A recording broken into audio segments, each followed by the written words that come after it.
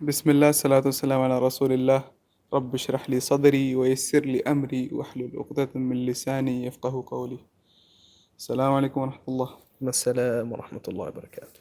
How are you guys doing as well? Because it's been a while we uploaded, and I hope if you have any good topics or good questions or anything on mind to share with us. We got some feedback, so we are gonna plan to improve them, inshallah. And if you have any good topics, mention them in the comments, and let's see how it goes. For today, I was thinking previously night, how is life? I have found life to be like a math problem.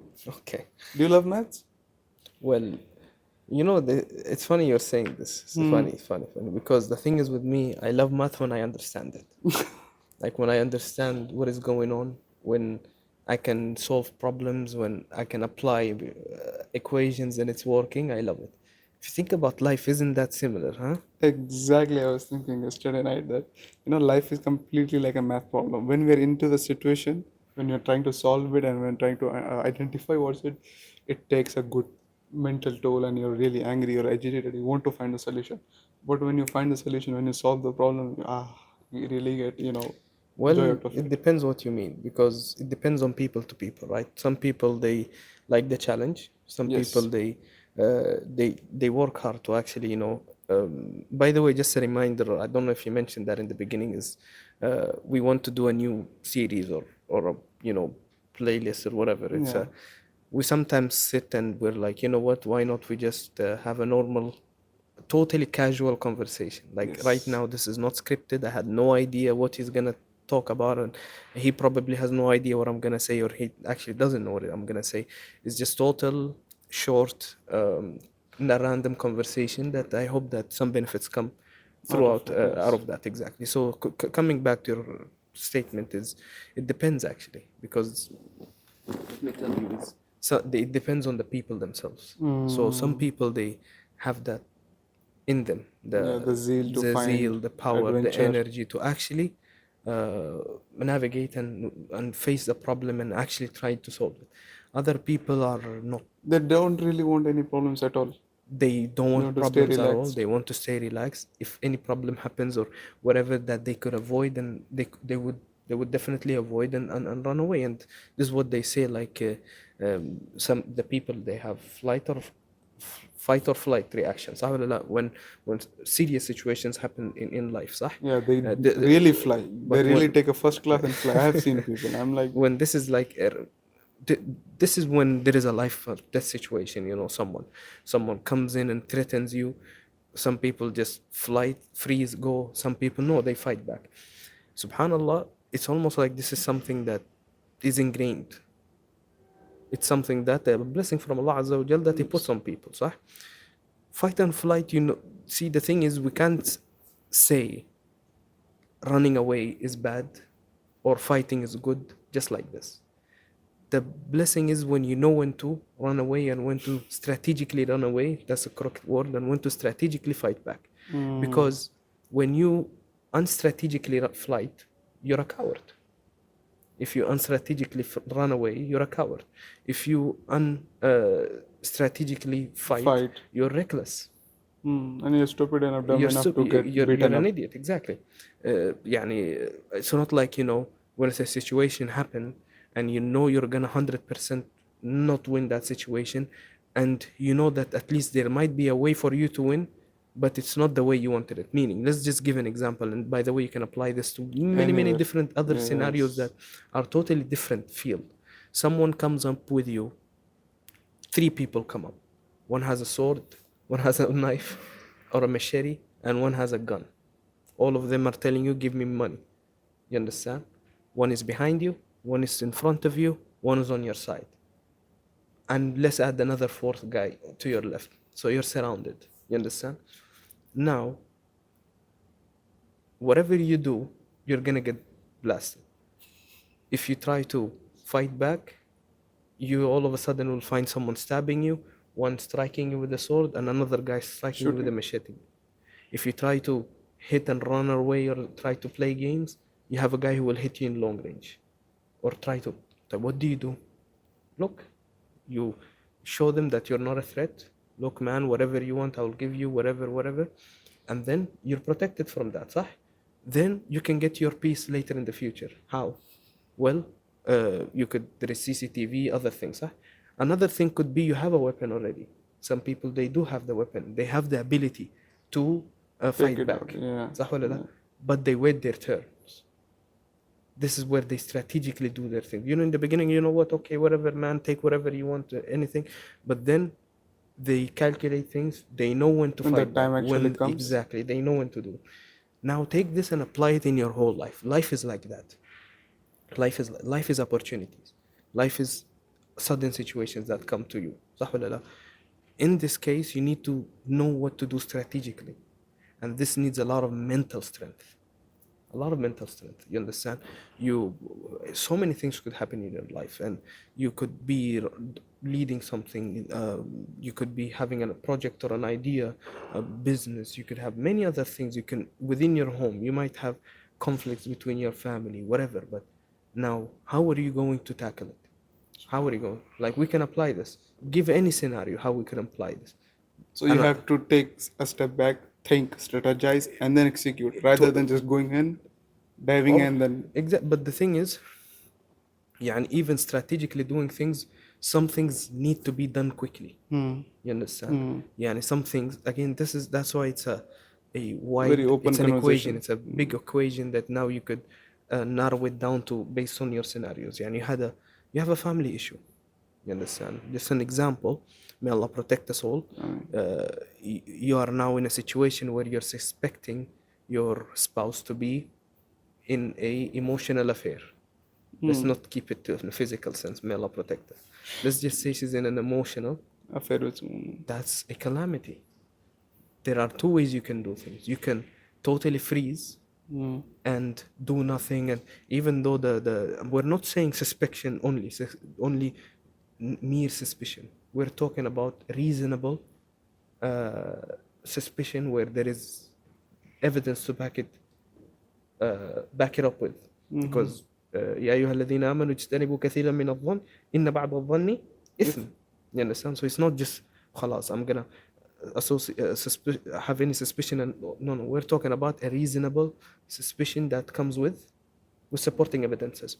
Now there's two types of people, one or a couple of types. One will say he will freeze. It's not, he's a coward. This is a coward. He will say, you know what, I don't have the energy to go through this. You understand? I have so many things I'm worrying about. I have my children, maybe they have children, or I Wallah, have that's other scary, man. It is scary because the thing is, they don't want to go through the process of actually confronting or actually Solving the solving thing, the issue. yeah. Why? Because no doubt headaches will come in with it. No doubt, depending on the wife, whether she's gonna be clear or not, or what. So to him is like, I don't wanna go. And this is where we say the difference between a man and a male.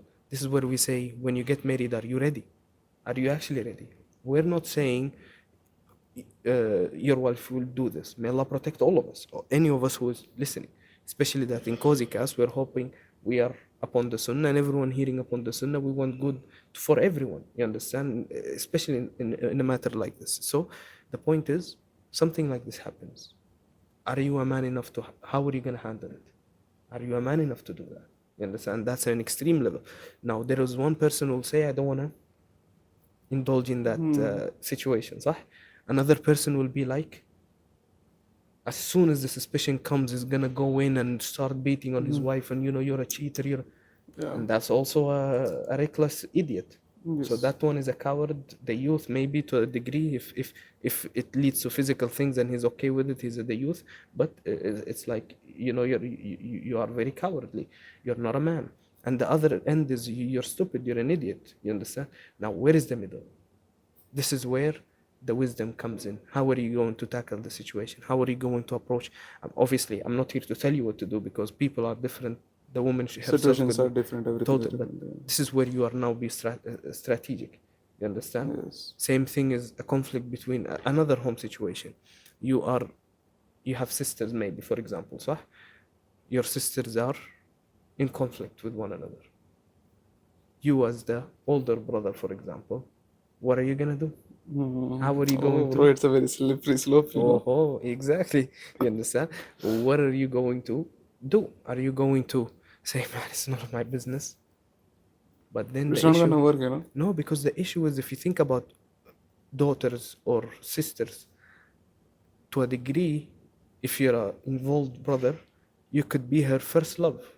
Not in the يعني, romantic Yeah, way, in yeah. the sense that you are her first idol of what a man should be or how a man is. Yes. So if you show a bad يعني representation, there's a high possibility. I'm not saying there is it is 100%, but there's a high possibility she will choose someone just like you, an idiot, Yeah. or a someone who's with no backboneless or spineless. So now you can't just say it's none of my business, because now you are not showing her How a man should be. how a man should be. Yeah. You understand? Now, again, these are all examples we mentioned in families, but you can apply it in almost everything.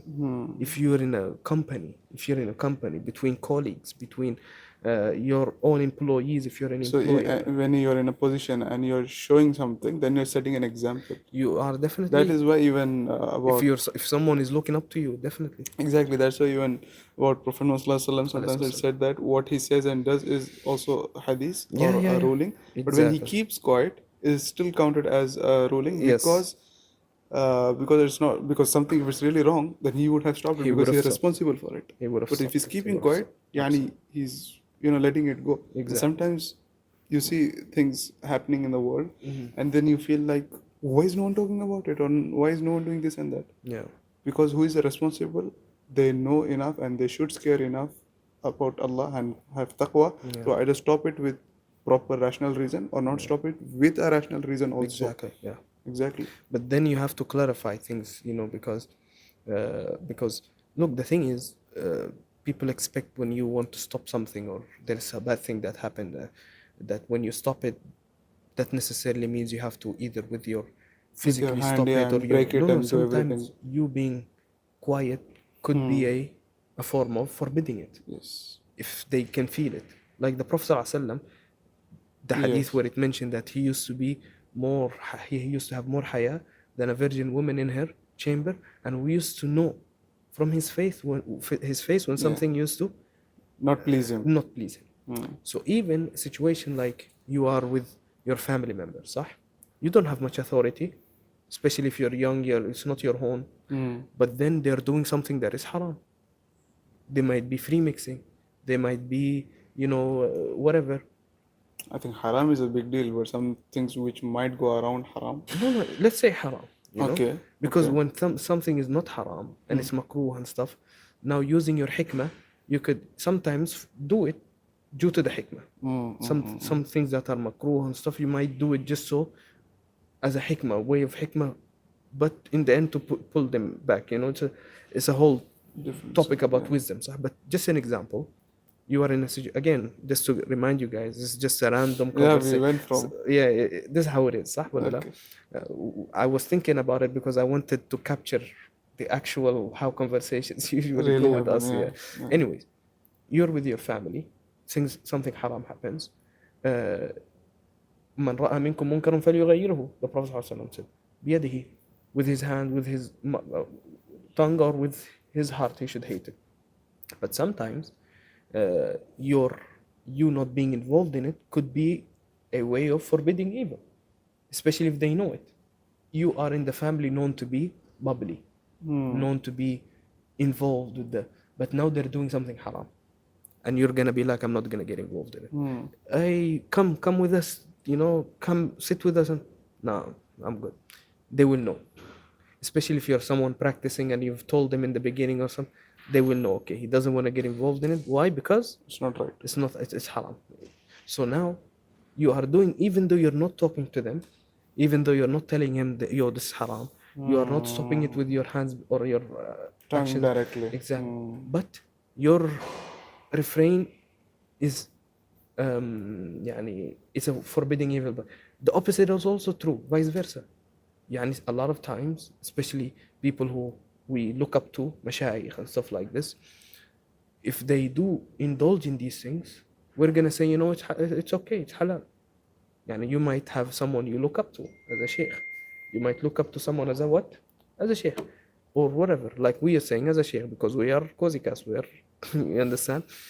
Anyways, now that sheikh, for example, might say something around the lines of, you know, or go and hang out with people who he's not supposed to hang out with.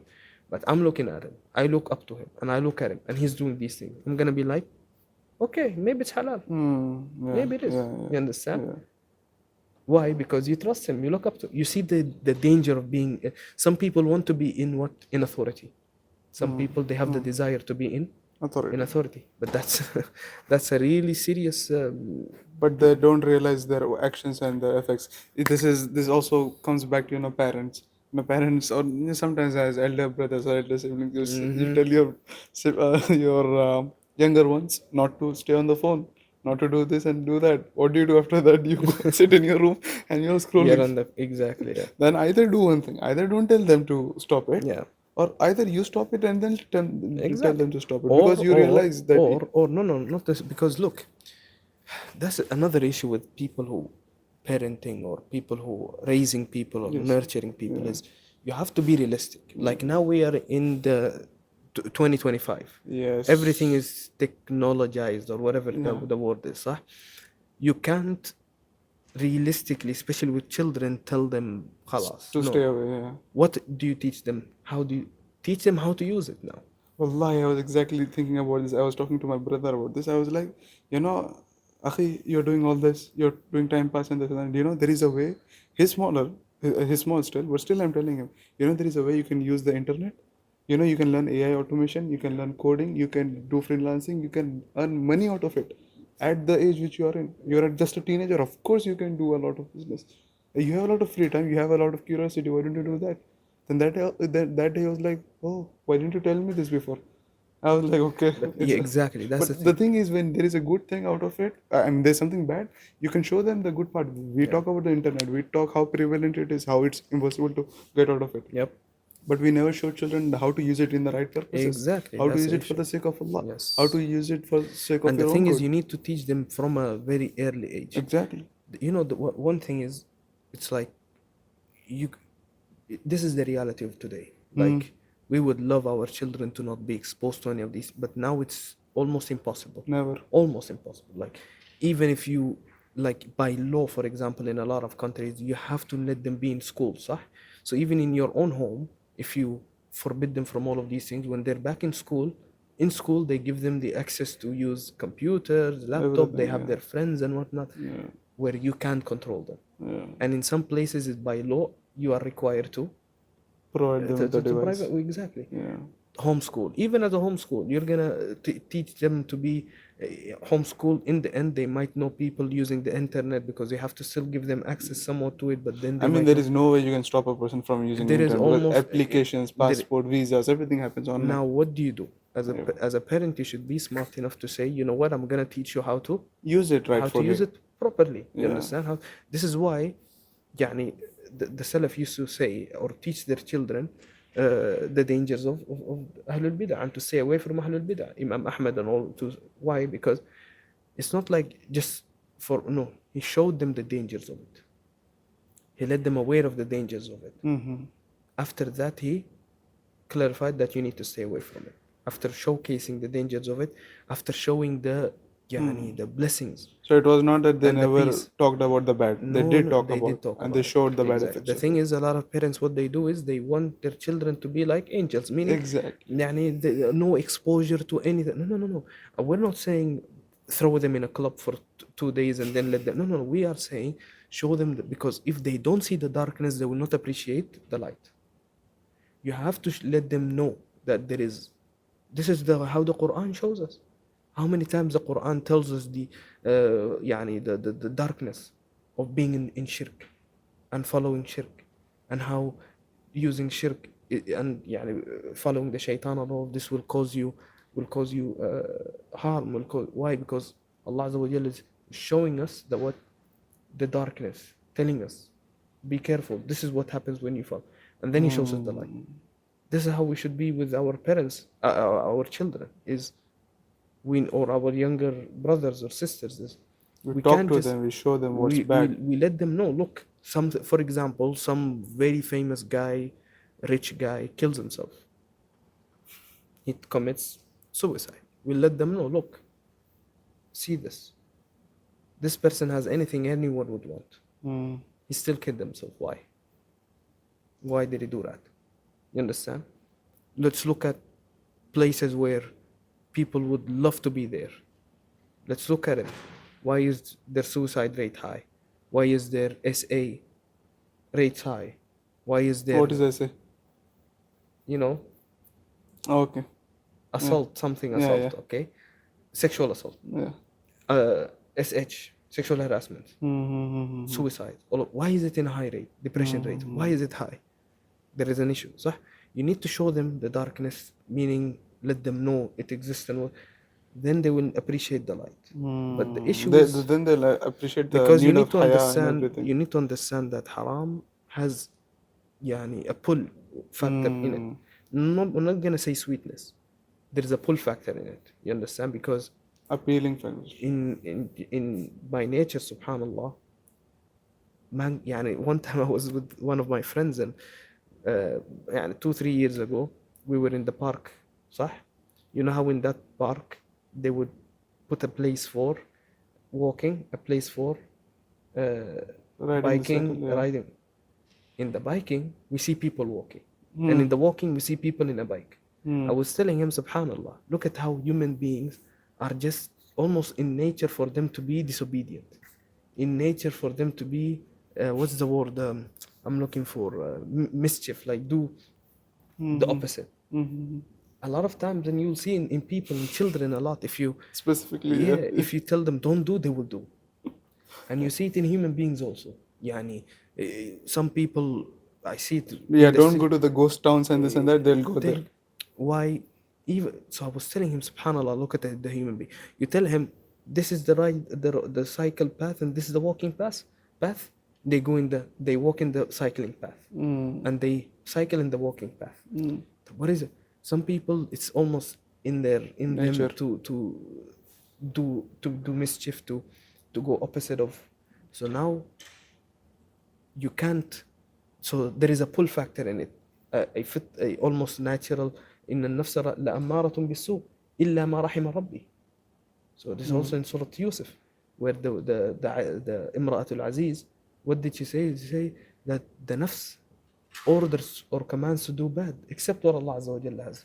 So there is a pulling factor from sins, which it's a interrelationship between your nafs and shaitan. When you commit the sin, shaitan is pulling you, and your nafs is Getting going attached to it. So imagine if you only show your children good. You don't expose them to. The moment they get some freedom or independence, and they experience haram, the thrill, lazza out of it. the thrill of doing something haram. Now what will happen? They'll start Getting attached to it. exactly. They'll be like, this was something my father the didn't goodness, expose. Yeah. you will say that the goodness did not protect them. We will say no, because the way you taught them the goodness was more of a culture based, more of this is only as a culture, as a practice. Lecture, yeah. But you didn't make them feel the goodness, meaning you didn't let them understand that this is for the sake of Allah, we're doing it for Allah. It's almost like I am a sheikh, you're my son. As the son of the sheikh, you need to be practicing. So it's almost just cultural based. You understand?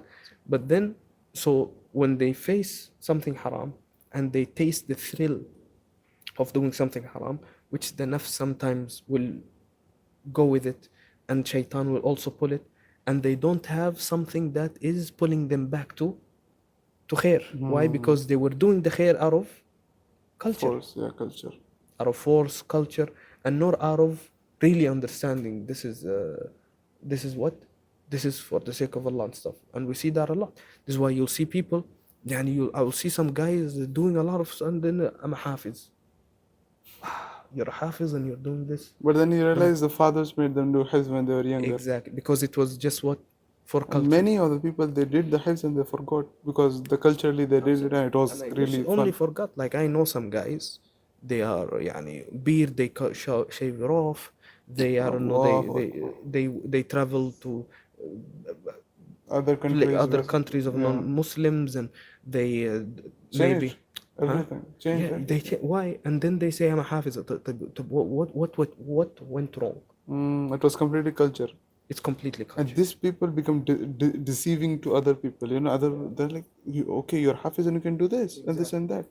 That's And become a next issue. it makes a lot of issues. A lot of And issues, actually. why do you see a lot of sometimes again there is a lot of khair in a lot of people. I'm Mm. not pointing out no. I could tell you inshallah there is more khair in the people upon practicing than there is not. Of I course. could tell you that Yeah, yeah, inshallah yeah. that there is a lot of brothers who are practicing and they are really good. But we're talking about the small Number of percentage people, yeah. or a medium or between Or medium people and who small. don't even practice, but they apparently were practicing Apparently, previously. exactly. So, what went wrong there? What went wrong is It was all cultural. Tawheed was not taught to them It was properly. not thought, yeah. Tawheed was not taught to them properly. The innateness was not there. It was culture. It was It was just everything was external. Even I was thinking about this, I realized that there are two kinds of motivations. Many people know this. We just take motivation as one thing, but it's external and internal. If you don't internalize Islam, if you don't internalize the iman, and iman is internal, you cannot show iman to anyone, but it can get appeared through your external if you actions. talk about Iman as Yes, the belief only, sure. yes, Because exactly. obviously Iman, we said that Iman is qawlun wa amal, صح? So Yes, it must exactly. be shown. That's why But the Prophet. the niyyah, But the niyyah, exactly, yes. intentions are every time you're internal. You cannot force someone to get an intent to do something. Yep. So people don't realize this, that there are different external and internal motivations. If someone is not externally internally motivated to do hifz, and if you made them do the And the hifz thing is, something. they made them almost like, and you see a lot of parents do this is يعني do this so the people, so they're now making the people like the external, the extrinsic Exactly. reward, the Yeah. motivation, They the don't reward. realize it. So now it's almost like it's an enforcement, positive enforcement. You do this, Yes. you get this. You do this, you get Yes. this, and it's all what it's all Completely materialized. externalized, and Exactly, yes, it's not materialized, internalized. Yeah. external, nothing. So now what happens is when they feel something, when they do something haram and they're getting more external reward, because Uh, again Sah. it's a dunya based. Yes. When you look at the dunya as a dunya only, the haram gives you more in More the dunya. benefit, yes. Exactly, and you see it today. Yeah. Haram gives you more benefit Riba.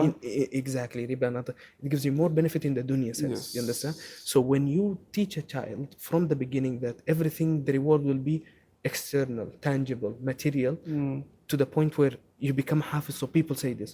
You become a hafiz, so you become an imam of a masjid, so you get a nice money. You come to Qatar to Yes. some people Yes. in other countries, by the way, and I know this Yeah, is yeah. they study, they learn Just the to come to Quran Qatar and just to come to Qatar to become imam to get money to. So now everything external, external. صح?